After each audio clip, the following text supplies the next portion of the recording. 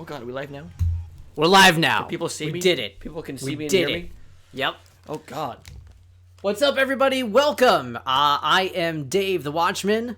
I am Jeffrey Roth. And this is the Game Tasty Show for May 9th, 2019. Hope you're all having a great week as we are on the march towards E3. Oh, we're on the May. Oh, we're on the May for E3 2019. Took me a second, but I finally got it. Do you get it? I get it. Do you get it? I'm sporting my Cubbies, so they won again today. Oh, there you. Oh, they won again today. Yeah. What is it, like 7 or 8? They've won 10 out of the last 11, basically. Wow. So they the Cubs are the hottest team in baseball right now. So Wow. Yeah. I did not think we'd be able to say that at the start of this season. they started off real rough. Yeah, and they all of a did. sudden, they just turned it on and been the best team in baseball. There you go. Baseball. Once that weather warms up, and then the Wild are playing tomorrow night. Iowa Wild. The baby Wild are playing again tomorrow in the playoffs. So what is it? 2 games to 2 now. 2-2. I think I'm gonna try and go to that game. I'll be there. Oh, nice. Heck well, yeah, it's hockey. maybe the I capital will city. see. We will see what happens. Now, normally we do these shows on Tuesday, but we looked at the calendar and said, "Hey, there's some stuff happening on the Thursday, so let's." Plus, we both felt tired as shit on Tuesday. God damn, it was. Let's be real. Let's be Man, real. I don't know what it is. It's probably just the weather. We haven't seen like a proper sunny day in quite some time. It's been about a week. Well, Sunday. Sunday was like a beautiful, Sunday. perfect day. Yeah, and then we had to go to work the next day. Well, it was all right. You know. It's all right. But yeah, we're E3 fast approaching, so we'll discuss some thoughts coming up on E3. What I think might be the most interesting E3 in quite some time. I don't know, man. It's gonna be weird. It'll be very weird. E3. But I'm very interested. Sony made some news today as well. Yeah. Also, Ubisoft made some news today. Yeah. So we got a lot on our plate, Dave. Where shall we begin? Oh, let's start at the very beginning. Let's talk Ghost Recon. Okay, sure. I've never played a Ghost Recon game. Nope. Hey, as someone who's spent hours upon hours playing Ghost Recon Advanced Warfare. God bless you. I knew you'd be able to back me up on that. Ghost Recon Advanced Warfighter. I was not expecting a new Ghost Recon game to get announced. That was kind of out of the blue. I didn't expect it to get announced by itself. I figured it would be just part of Ubisoft's E3 show. Sure.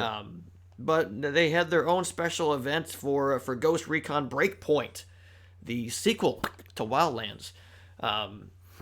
So I remember when Wildlands first came out, and much like the First Division, much like kind of Rainbow Six was, a lot of Ubisoft games in general, when they first come out, they are generally good, just kind of. Yeah, it's like a good, nothing outstanding, but they're good. Didn't we talk about this last week? Probably. Okay. But then just going forward, the constant updates, the constant tweaking, the constant, content updates to everything, it makes those games spectacular. Mm-hmm. I mean, you look at what happened through the Division and now with Division 2, when you look at Rainbow Six Siege, and you look at, how Ghost Recon Wildlands evolved over time and how much that game has changed since launch. I'm excited for Breakpoint. Nice. Like this seems like it's a direct sequel to Wildlands.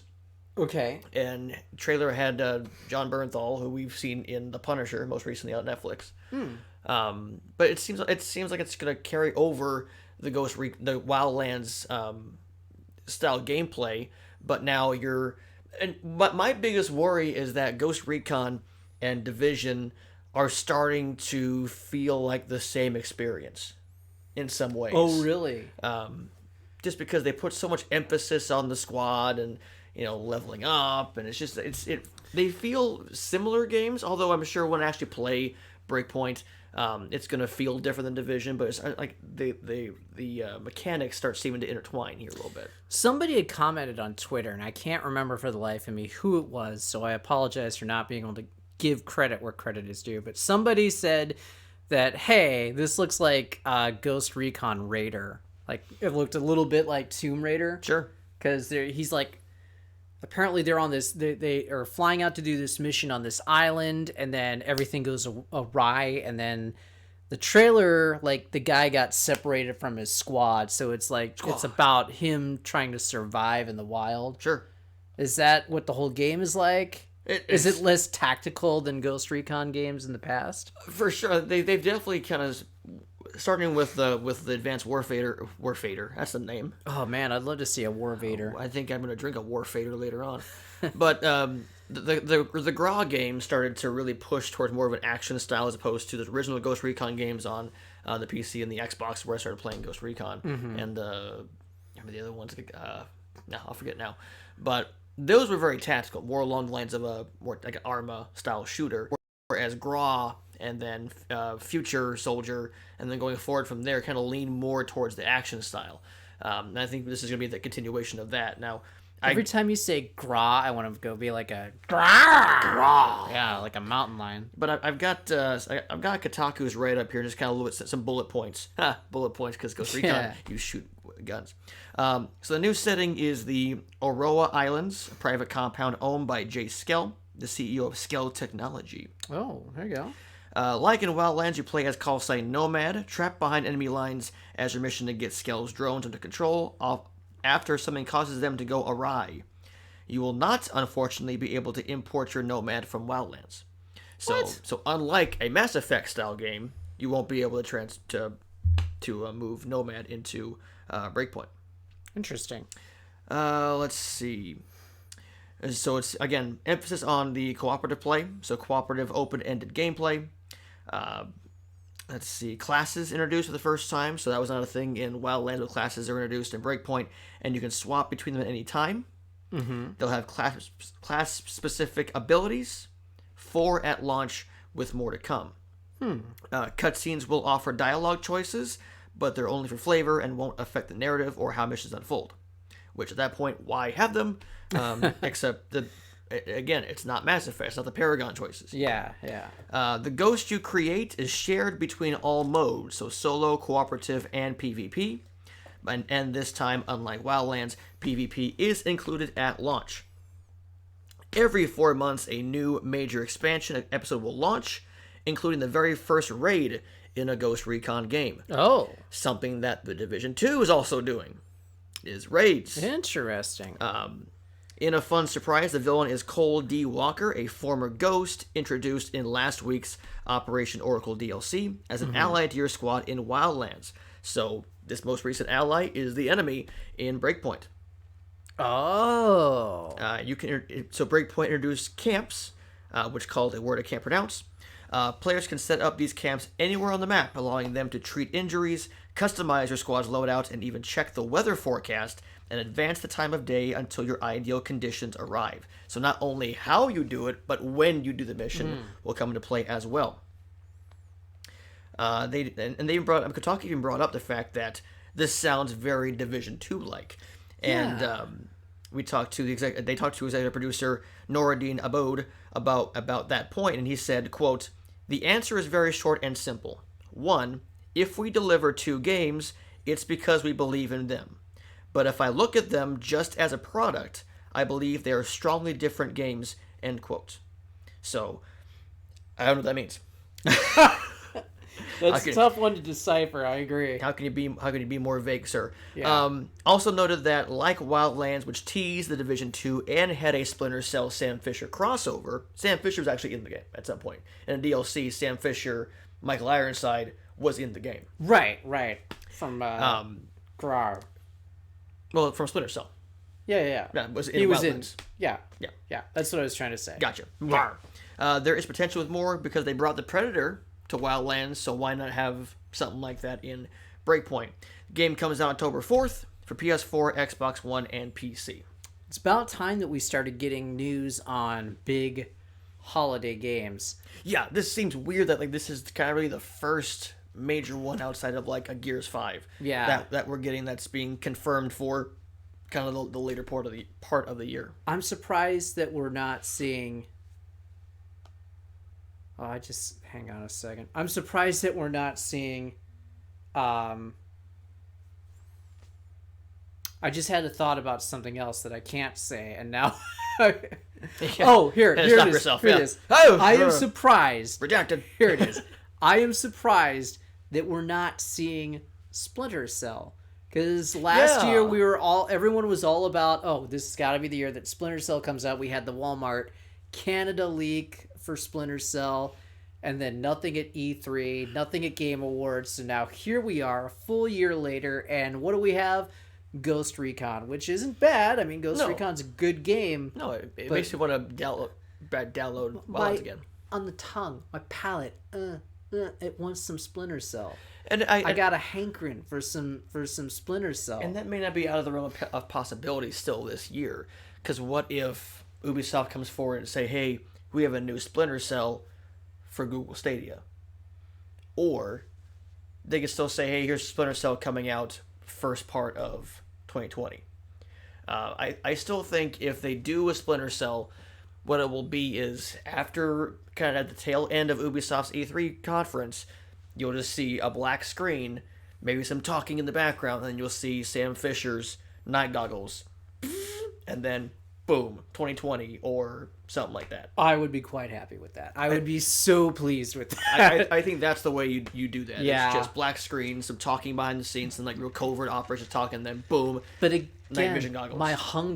my hunger said I want it this year. And I know, I don't I think know. that's going to happen now. It's yeah, now probably a now next with gen game. now with Ghost Recon being the big thing in October, I don't think you can then follow that up and say, oh, by the way, 1 month later, here's Splinter Cell. That's kind of alienating your fan base a little bit. You're forcing them to choose between Ghost Recon and Splinter Cell. Mm-hmm. And Splinter Cell is a big enough title at this point, and there's enough want for it that you can either do it, like I said, you can do it first part of next year, or say, oh, by the way, it's coming as a Google Stadia exclusive. Maybe. Probably not.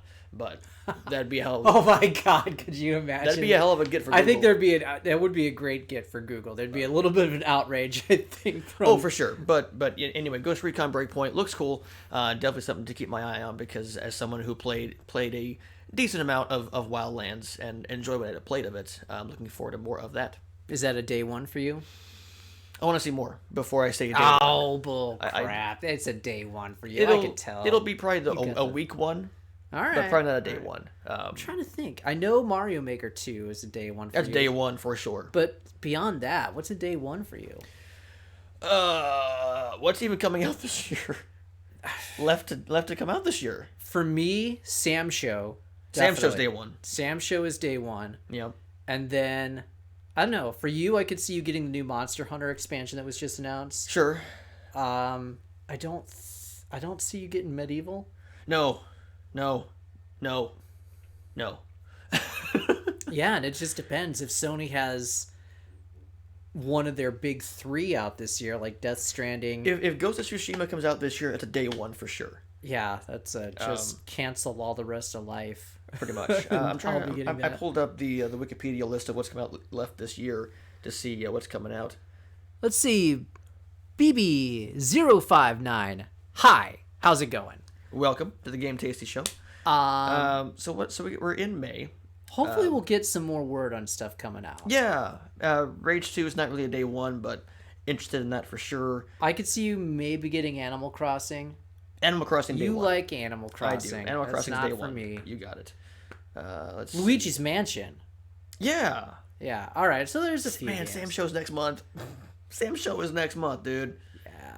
And Mario Maker 2, same day. What's up, Krusty Ducky? Good to see you. Krusty Ducky, you're the one. Marvel Ultimate Alliance 3 is day one for me. Oh, that's right. I keep forgetting that's coming out this year. Right. July I hear 19th that's going to be a very good game. I know we have... thank you. Yeah, thanks so much. Thanks for liking the stream. We have people in the Nerd Bacon community who are very excited for Kill La Kill. Kill La Kill. Which is 26. We got to play, or at least see that at EVO last year. Yeah, we did. The Arxis booth. Yeah. We could not take pictures. They had big signs saying, you cannot. I know. And of course, I didn't see the sign, so I took a picture, and then one of the guys was like, hey, you can't take a picture of that. And I was like, what? Oh, there's a sign right in front of my face that I didn't see. So I was kind, and I deleted it, and I was like, here's my camera, dude, just to show good faith. Don't want to make anybody mad. Right. Shenmue 3 is a release date this year. In August. Oh, that's right. We haven't really heard much on that. Borderlands 3 got announced, obviously. That's probably day one for me. It's kind of... nah. I know. Nah. For me, it's day one. Nah. Star Wars Jedi Fallen Order this year. Oh, shoot. Yeah, I forgot about that. That's in November the 15th. That looks... that's going to be tasty. Yeah. That's going to be so tasty. Yeah. The Respawn team does damn good work, so... That's day one for me as well. So yeah, but it's not like... That's so close to the Star Wars game I've always wanted. But to me, there really isn't that Red Dead Redemption 2 style game that I just like, oh my god, I cannot wait for this holiday season.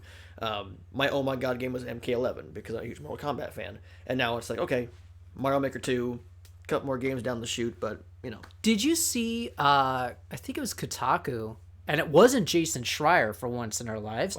Wow. They did a really interesting piece on the effects that working on a hyper-violent game like Mortal Kombat has on like animators and developers. Sure. And they talked to somebody, an anonymous guy who worked over at NeverRealm for Mortal Kombat 11. Okay. And just talking about how he got to the point where he was having really ultra violent dreams at night. Oh, sure. And they were talking to other people from different studios, like The Last of Us, Naughty Dog. They had they had basically snuff films. They had like reference material of people getting stabbed and stuff like that. Sure. There was one company that, they forced their animators to look at pictures of like of corpses and car crash victims and stuff like that, so they can get the detailing right. Yeah. That's something I never really thought of. That, I mean, I was you would think that, from the outside looking in for a game like Mortal Kombat, because a Rick Astley horror game, I hope there is. That would be good. Let's get back to that. Hey, you'll find us working on something. So, but I was saying, from the outside looking in, those fatalities and stuff in Mortal Kombat are so over the top and everything. Sure. But sitting there having to animate something over, months and months and months. Yeah, I could see that having an effect. Definitely. I know there's been tales from the studio, Visceral Studios, who made Dead Space and Dante's Inferno.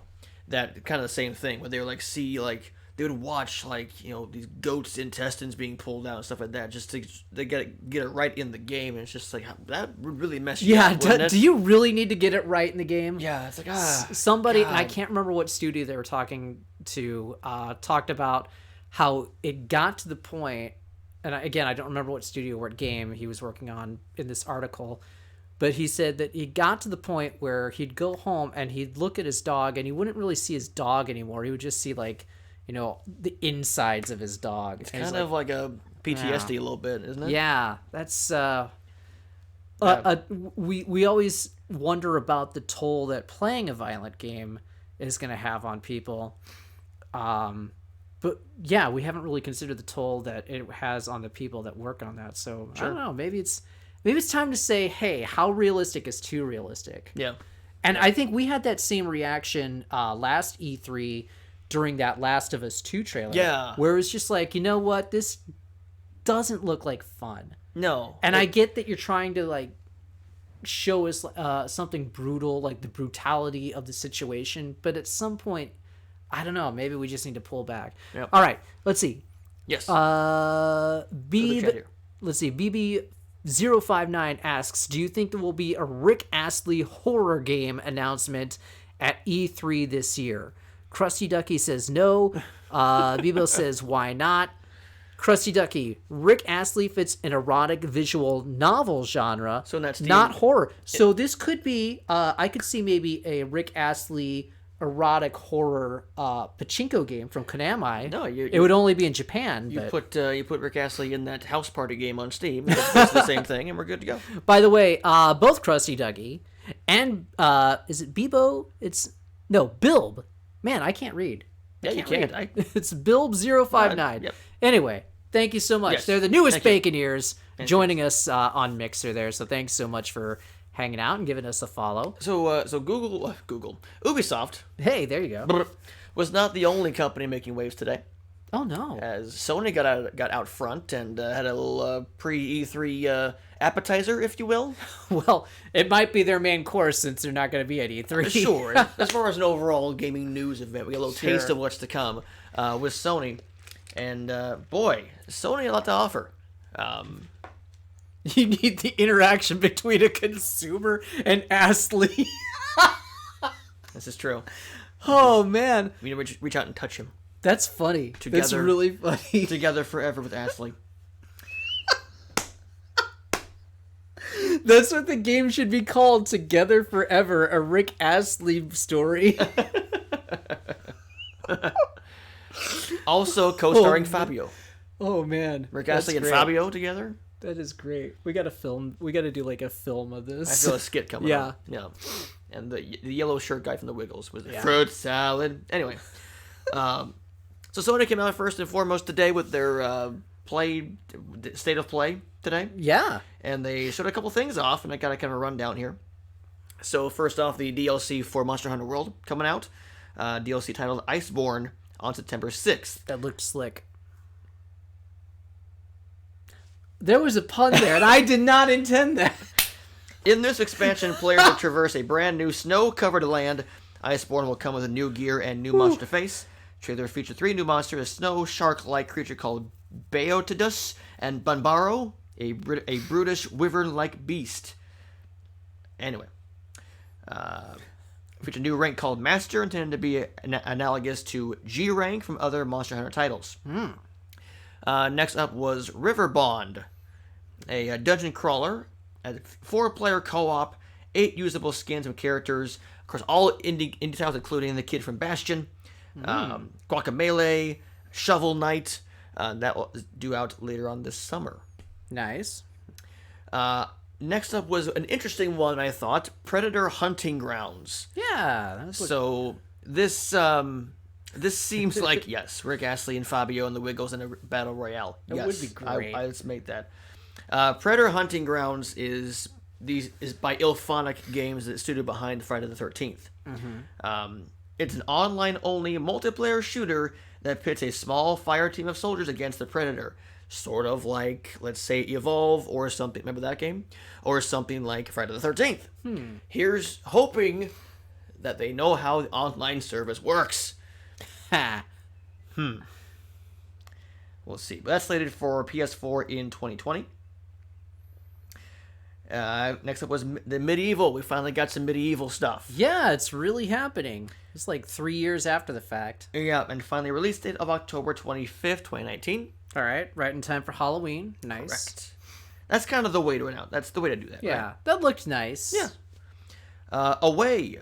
Sony announced its title via a David Attenborough-esque narrated jaunt through a fairly populated jungle. Oh yeah, I think you play as a flying squirrel. You play as a possum-like animal known as a sugar glider. It's going to find its way to a mythical land called Sanctuary. Sanctuary. Then, main event for me, many others. Oh yes. I'm named Jeff Roth for a reason. That's right. Final Fantasy VII Remake. We finally got proof this game exists and is being worked on. It's been since 2015 since we have last seen this game. Yeah. So the new trailer showed new cutscenes featuring Cloud, Sephiroth, Barret, and Aerith. Also a small glance at FF7's gameplay, showing Cloud and Barret in action. It looked great, dude. It looked so good. Oh, yeah. Oh, my God, yes. We also got a taste of voice acting, too. Yes, and a promise that has more info coming in June, so just in time for E3. Yep. Funny story. Yes. There was somebody, and I won't name who, so I don't want to pick fights on Twitter, but there's somebody on Twitter who is an analyst who was on Reset Era until recently. Okay. But he put something out today saying, like, early in the morning, I don't think they're really going to do anything about Final Fantasy VII Remake on State of Play today. Whoops. So I commented to him, I was like, no, I think that they are. What you're going to get is probably just like a quick tease to show that it exists, and then something that says more info to come at E3 in June. Because remember, Square Enix has the time slot for their press event that Sony used to occupy. So it'll be Monday night at 9 Eastern, 8 Central. So that's prime time slot. Absolutely. So you know they're going to be talking about Final Fantasy VII Remake and probably Avengers. Yep. It's about damn time. Yep. And then later on in the day, I see he posts... So I commented on that, and then later on in the day, he posts the exact thing that I said. It's like no credit or anything. Exact thing that I said. So then I just posted underneath. I just like copied my status from my reply to him and put that as my reply. I was like, gee, I wonder where we heard that before. And then I saw after the State of Play thing, he finally ended up posting, well, I was right that we were going to get Final Fantasy VII. And then I was like, come on, man. Come on. I know I'm not a big shot or anything. I'm just, we're just dudes here in the Midwest talking about games. We don't have connections or anything. Thanks, Bill, for stopping by and yes, being a follower. Thank you so much. Appreciate it. See you again soon. Speaking of Twitter, yeah. On the good side, game director Tetsuya Nomura provided a cryptic message saying, quote, most of the plans are already in place in the run to launch, so please bear with us a little longer until we can release more info next month, end quote. Yep. Okay. So that's the way you want to end that show. And by the way, we're going to see more at E3. Yeah. So I would be... Is there a chance that Final Fantasy VII Remake could be a 2019 game? Is there a chance? Yes. Is it a good chance? Square Enix needs something. And you're right, they do. What do they have for their big game in 2019? They had Kingdom Hearts. Yeah, and they need something big for the holiday season because Tomb Raider's done for a while, you gotta think. I think this is it. I think FF7 makes its way into that November slot. That would be surprising. But then again, if they're still going to do it as an episodic game, there's a chance. And if you think about it, well, most of the footage that we've seen of that game so far is stuff that's towards the beginning of the game. Yep. So, I don't know. I don't think you're going to get a Just Cause 5. No, they just had Just Cause 4. So. And that was not well received. Yeah. I should try it, though, now that it's on Game Pass. Yeah, absolutely try it. I downloaded it on my Xbox because it's free. So, yeah. Why not? Yeah. Unless they've got some... The two games that we really know about from Square Enix at this point are Final Fantasy VII and Avengers. And we haven't seen anything on Avengers yet since it's been announced. So even if they say something about Avengers, that's a next year game at the earliest. Unless they've just been really good about keeping it quiet, and I mean, they missed the window. Like you released that game when Endgame comes out. That was the window. Not necessarily, because you got Ultimate Alliance coming out, a few months after Endgame. That's not really an Avengers game. I think Avengers Fever is still going to be going strong. Did you finally watch it? No, not yet. Oh, it's so good. I know. So good. Yeah, that's an intriguing question. What could Square Enix possibly have, unless they've got something ultra secret? Yeah, they have an entire slot there for E3. They better use it. Yeah, you're right. They've got Dragon Quest XI, I guess, coming out for Switch this year. Yeah. So they can't really do it. Thanks, Krusty. Good to see you too, buddy. Thanks for following. Good to see you. Krusty, thanks so much. Always Don't be welcome a stranger back. around Always here. welcome back. Yeah. What else does Square Enix have right now? I don't know. Wow. That's a really good question. Wow. I haven't really thought about this. Huh. They just released Left Alive, which got panned. Yeah. Man. Poor man's Metal Gear. Yeah, no Just Cause, no Deus Ex, I wouldn't imagine. No, because that team is working on Avengers. Yeah. Boy. FF7. That's happening this year. I guess you're right. I'll put money on it. I guess you're right. I'll put money on it. Interesting. Yeah, these are... Now watch. As soon as we see their show at E3, we'll go, oh yeah, right, duh. Because they don't have... Because Eidos still has the Hitman. I always think Hitman and Square Enix. I'm like, wait, there's not anymore. It's not a thing anymore. But... What's up, Golfing Buffalo? Oh! We're trying to figure out what the heck could Square Enix be releasing for their big holiday game for 2019. And we're kind of baffled. We don't really know. I think at this point, by default, it's FF7. Yeah, there's a chance that Final Fantasy VII Remake is actually this year, if it's still episodic. I mean, if they're going to have that big time slot there for E3, something big has to happen. If you're getting Octopath. You think Octopath makes it like an Octopath sequel? I don't know if Octopath gets a sequel right away. Because Octopath is coming out on Steam in June, but that's not going to get much playtime for E3, I would think. Yeah. Because it's something that's already out. And you look at what, Octopath 2 versus FF7.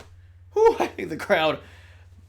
I mean, the weight on that. I would flip for Octopath 2, actually. Sure. PS4, Xbox One Octopath? Yeah, that's out like in June, I think. Or no, they just announced the PC version. I don't think they've announced the other consoles. Is not episodic. Whoa, there's some news right there.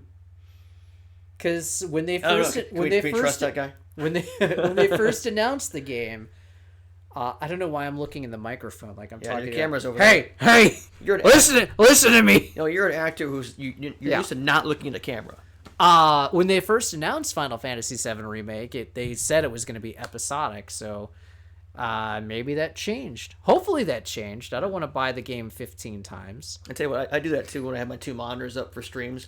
I talk to the chat, which is on this screen. I'm going to start looking at the ceiling now. Instead of the camera, I look to the other screen. Oh, what do you guys think? Wait a minute. It's just the actor saying, don't look at the camera, ever. Exactly. That thing. Oh, he heard through the grapevine. I heard it through the grapevine. This guy's got the best grapevine. He's got the best grapes in the grapevines ever. Tasty grapes. I want to be part of the grapevine. Mm-hmm. Is that our clan name now? Is our Xbox clan name, or for Ghost Recon, our clan name's going to be the Grapevine. We're referred to as being on his team. We are really. Yeah. So when we get those jerseys, our team name's going to be the Grapevine. Yes. 18 holes of There we go. Team 18 holes of bison. Yes. There we go. Yeah. So yeah, we'll see but it's a nice little appetizer for E3. I thought we might get something about a PS5 kind of before E3. Yeah, not yet. I don't think we hear about PS5 until... Well, let's see. The last bit of news that we had was saying that we shouldn't expect it in the first half of 2020. Okay. Which surprised me, because I was in the 2019 camp, and then that Wired article came out, and they're like, and Mark Cerny's like, nope, it's not this year. Okay. It's like, all right, fine, I will accept it now. And then I think it was at Sony's fiscal year report where they said that it was not going to be out in the first half of 2020. So Okay. It's a holiday 2020 release, But which again surprises me. Yeah, it does. But do we still think the next box comes out before the PS5? I heard that speculation. Somebody on GAF put some good reasons out. I don't know. Anything's possible. It is, and I think E3 will answer a lot of those questions. Yeah. So, should we start looking into E3 and what kind of an informal preview of E3 here? Yeah, let's just talk about how we're feeling. Are we hyped? Oh, Nintendo finally announced that they're doing they announced basically they're doing what they always did. They're doing the Nintendo Direct Tuesday at 11 Central, so noon Eastern. I hope things is a new Smash character and a promise that when that character comes out, the server will actually work. I am confident we will see a new Smash character. Is it Minecraft Steve? I don't know. I don't know who it's going to be. I've got some ideas and theories, but I want Doom Guy. I'll save those for later. I don't think it's going to be not this time around, but later on. I want Doom Guy. I don't think Doom Guy's in the game. Heihachi. I don't... Tekken 7 would have to make it to Switch, you would think. Or Tekken in some form would have to make it to Switch for Heihachi to be on board. Sure. Working in Jersey. Oh, thanks, Buffalo. Yeah, thanks. Thanks so much. We'll see you later. See you, buddy. Yeah, that Dragon Quest character was basically has been all but confirmed. Yeah, that's the most likely one. I don't know. I think he's still coming in the game, but I think he's coming closer to the release of Dragon Quest 11. Sure. So, I don't know. I won't talk about it now. We'll talk about it later. Yeah. I think we will see a Smash character, and I think it'll be surprising. Okay. I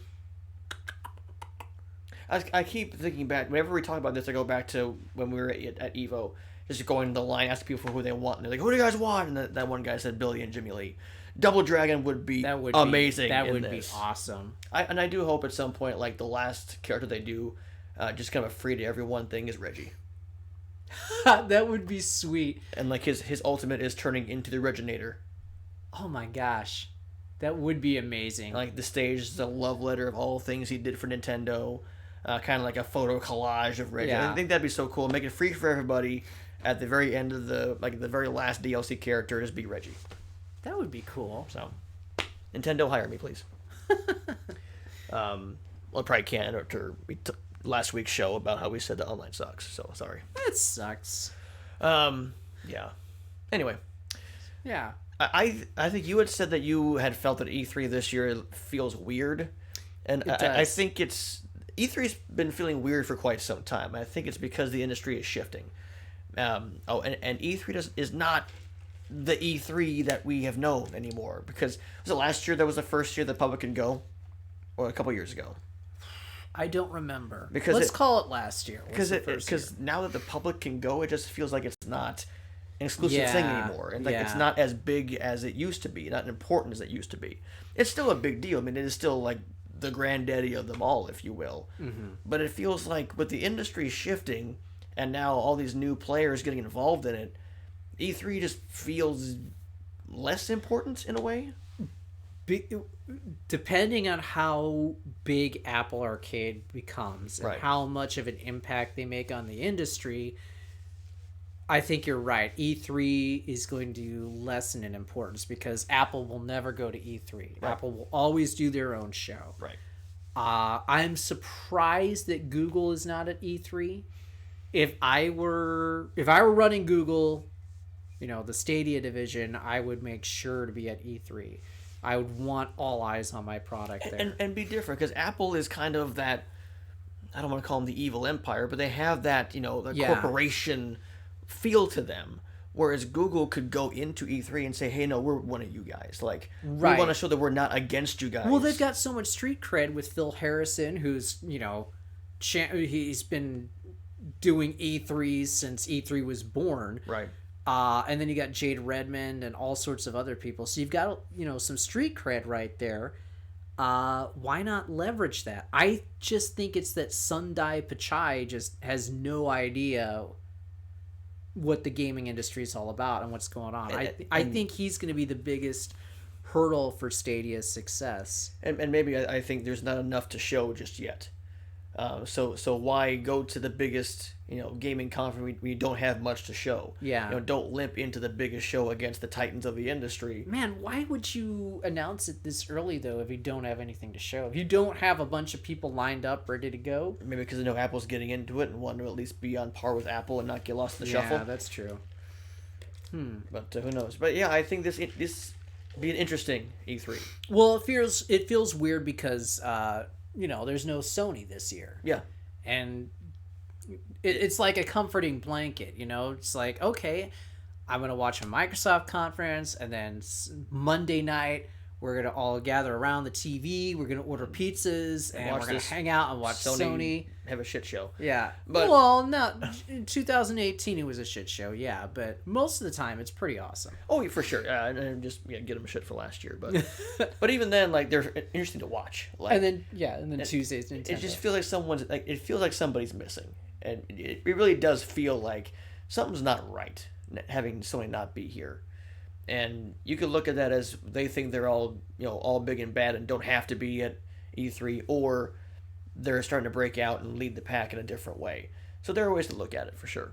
But I don't know. I think, again, the wild card here is Microsoft, because Sony, we know the PS5 is coming. I think it's interesting that Nintendo specifically stated in their press release today regarding their Nintendo Direct that they were only going to focus on games and nothing on hardware at all. Sure. Let's see. I just got an email for Saints Row the Third. Yeah, so that got on the eShop recently because we decided that was actually a game it could run. But hey, if you're going to have a Saints Row game on the Switch, Saints Row the Third is the best Saints Row game. So, full stop. That's interesting. What? Don't take your time. We're not live or anything. Sorry.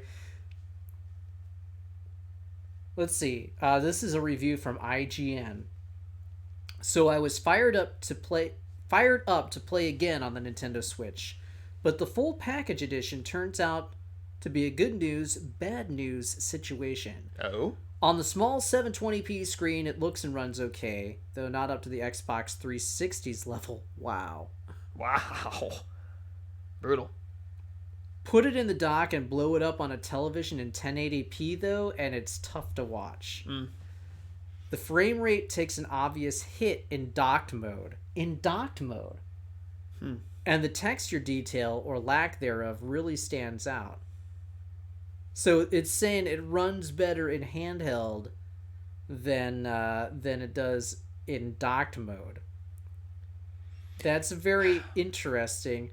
The comment that I got along with this was that games are being optimized for handheld over TV mode since the Switch Mini is launching. Okay. Boom. Nope. Hey, there we go. Boom kalasha. So yeah, we're aiming more towards gaming on the go. Yep. Since it's going to be a version that's only on the go. And then I think Nintendo talked about, somebody had an article where Nintendo was talking about how the new Pokemon game this year, Sword and Shield, was going to be, well, we're going to focus a little bit more on the handheld experience, as opposed to last year Pokemon Let's Go, we focused on the TV experience. So that's how they were trying to play it off. I don't know, man. Yeah, we know what's happening. It's the Mini is launching. Yeah, we know that your new Switch is coming. But man, I don't know if that's a fight that Nintendo can win right now. And I know Nintendo has the handheld game on lock. With the success of, since the Game Boy, Nintendo is the company when it comes to handhelds. But back then, you didn't have these. Here is why Nintendo's doing the Switch Mini. I think it has less to do with the US market and everything to do with the fact that they just signed a deal with Tencent to sell the Switch in China. Right. And I will bet money right now that the only version of the Switch that launches in China is the handheld Mini. Yep. I guarantee that is the reason that they were like, let's go ahead and develop this version of it.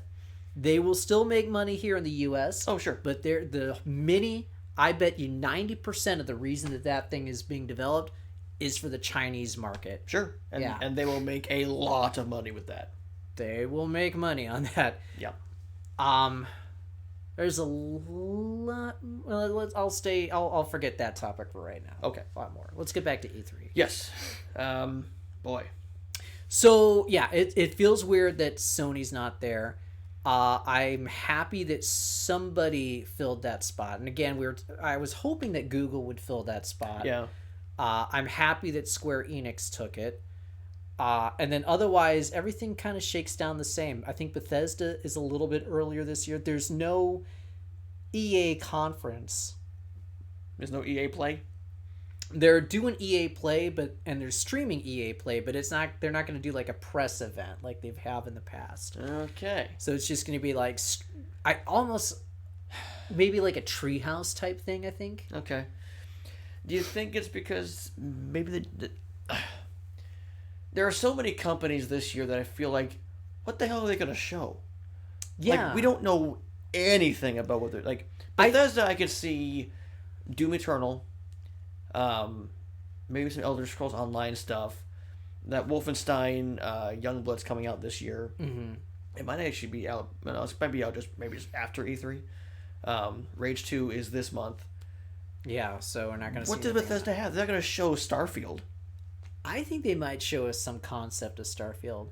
I don't think that there's much running that they can show us, but I think that they could at least talk about it. And we are for sure not seeing any Elder Scrolls 6.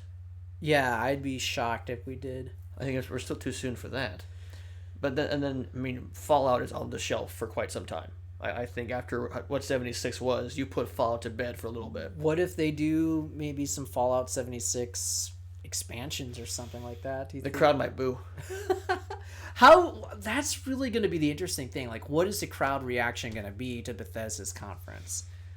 And are they going to try and make jokes about themselves, or is it going to be too sticky of a situation? No, I think Bethesda will poke fun at itself. I think Bethesda does a good job of seeing how ridiculous their stuff is by putting Elder Scrolls on Alexa.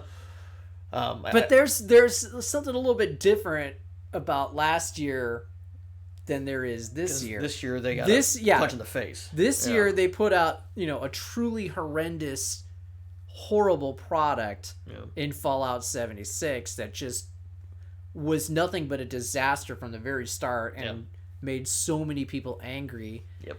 I don't know if they can get away with that self-deprecating humor like they did last year. They put a lot into that game too. I mean, as far as like the presentation was concerned. Yeah. They put a lot of last year's show into Fallout 76. When you walk Todd Howard out there, it's a big deal. Oh yeah. So, and now there's egg on their face. Let's say there's a lot of egg on their face. To be polite. Yeah. And then Ubisoft, they're gonna obviously we're running high off the Ghost Recon stuff right now. I think we finally see more Skull and Bones. We might actually see some Beyond Good and Evil 2. I don't think that's a current gen game. It makes some actual gameplay though. That would be nice. Some actual motion stuff. I think the rabbits make a comeback in some way. Maybe we get a Mario Rabbids too. I can see that. I think the stinger at the end, Splinter Cell, because if it was a Splinter Cell, it would be Ghost Recon 33 show. Mm-hmm. They jumped the gun with Ghost Recon because Splinter Cell is going to close out their show. Maybe you don't want to have two major things because these are two big franchises. That's a really good thought. That is a really good thought. So I think it's like, Ghost Recon, because they ended when Wildlands got announced. That was the last thing of the show. That year was Wildlands. Yeah. So I think they had Ghost Recon now just to get that out of the way because Splinter Cell's coming. Do you think we see another Nintendo partnership like we did with Mario Rabbids? I think Starlink? So. I think so, and I think that's just because they've had such a great connection with both with Mario Rabbids and with the hell's that game right Starlink. there? Starlink. Thank you. I think at some point maybe that's where they say, hey, by the way, the Rabbids are in Smash or something like that. That'd be a waste of a character. But I think that partnership will still carry on in some fashion. Yeah, and I think it's a cool partnership too because it's because Ubisoft's becoming like the cool company. Oh, they are very cool. They're a very cool company. Yeah. And I think they're hip to the times, and joining up with Nintendo is to bring these beloved characters to different franchises. It's kind of a cool thing. What are your hopes and dreams for Microsoft? Do they reveal the next gen system at E3 or do they keep it close? Keep in mind, we don't have Gears 5 on the shelf yet. Yeah. Whatever happened to that game? That has just fallen off the radar. Sure did. And they're going to put in their hopes on, Forza Horizon, or not Horizon, but Forza Motorsport 11,000. I think they have confirmed that there's no Forza this year. Okay. Finally. A year without Forza. And I wonder if Infinite is going to be the game that goes between Xbox One and Nextbox. Is that going to be the one that bridges the gap there? Oh, yeah. Because what else do they have? They bought all these companies. So I think this is the year that we start seeing the fruit come to bear, if you will, of buying all these companies. I think there is a lot of maturation that needs to take place on... Oh, I'm not saying any of those games come out this year. Yeah. It's a matter of if they announce games, like, here's a lineup for 2020 on our next box. Yeah. What company was it that did Fallout New Vegas? Obsidian. Thank you. So, yeah, Microsoft bought Obsidian. That game comes out this year. But what game is that? I can't remember the name of it. They revealed it at the Game Awards, and I know it's this year, and it's on everything, but... I don't know. Microsoft's since there's no Sony, they've got such a great opportunity to really wow people, and that's something that Phil Spencer has talked about in a recent interview where he said, "Hey, we understand that there's no Sony, and I feel that responsibility now of kind of being the standard bearer for the industry for E3 this year." because there's no Sony. I just like Phil Spencer's approach to everything, you know? It's cool. I got to admit, I have been skeptical of him, but man, oh man, seeing all the pieces put together now for their vision of the future, I wrote about last year. He's just the right guy in the right position for that company to make this turn.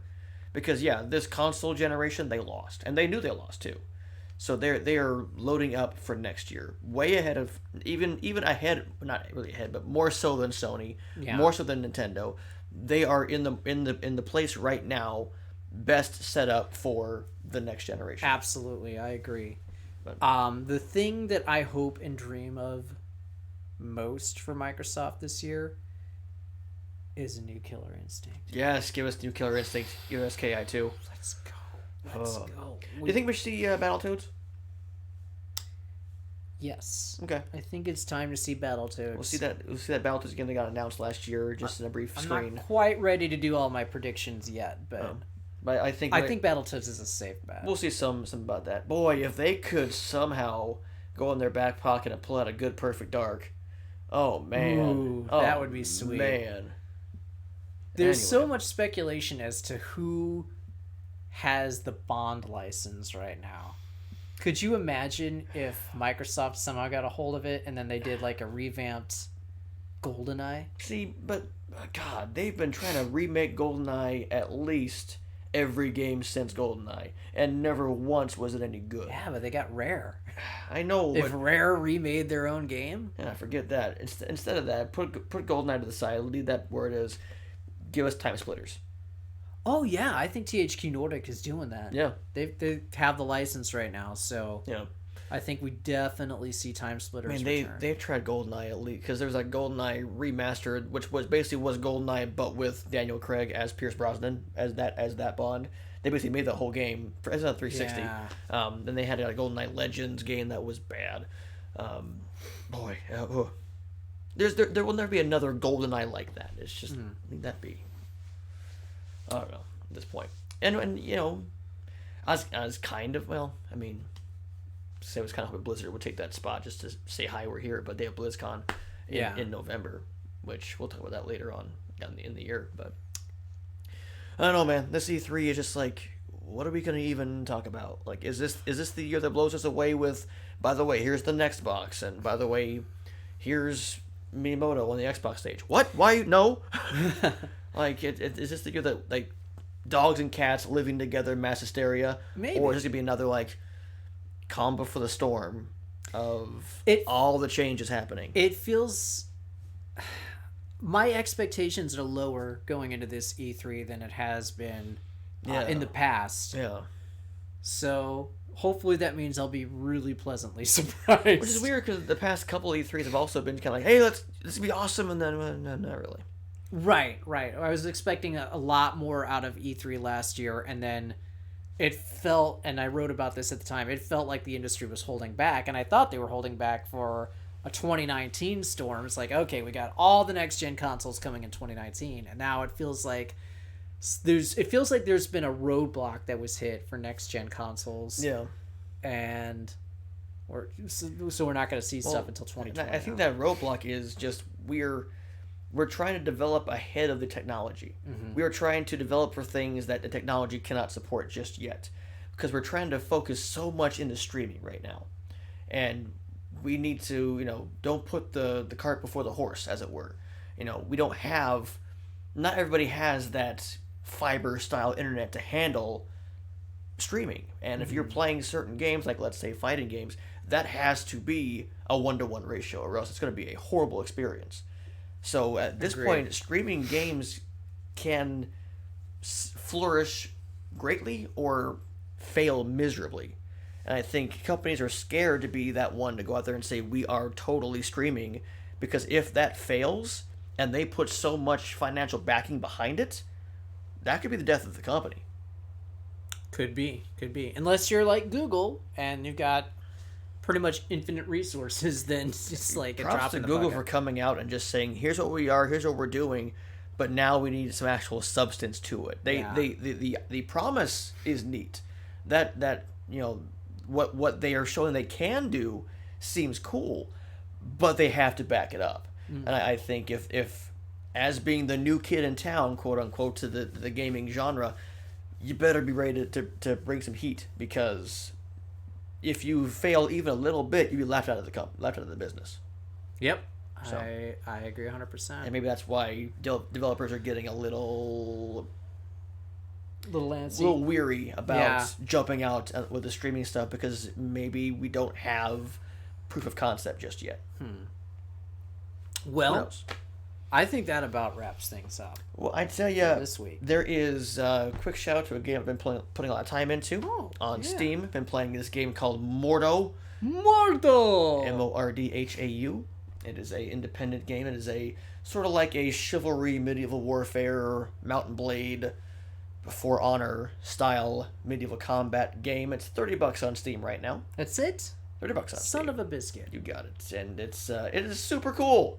It got a lot of hype behind it. It sold over 500,000 copies in its first, and it just came out a couple weeks ago. Damn, son. It's large scale battle, so a 64 player battle. Okay. It's got a battle royale mode in it. Nice. And it's got a horde mode in it as well. I've been really enjoying my time with it. Well, all right. I've also been playing a lot of American Truck Simulator. Strap my track IR to my helmet and been playing some American Truck Simulator.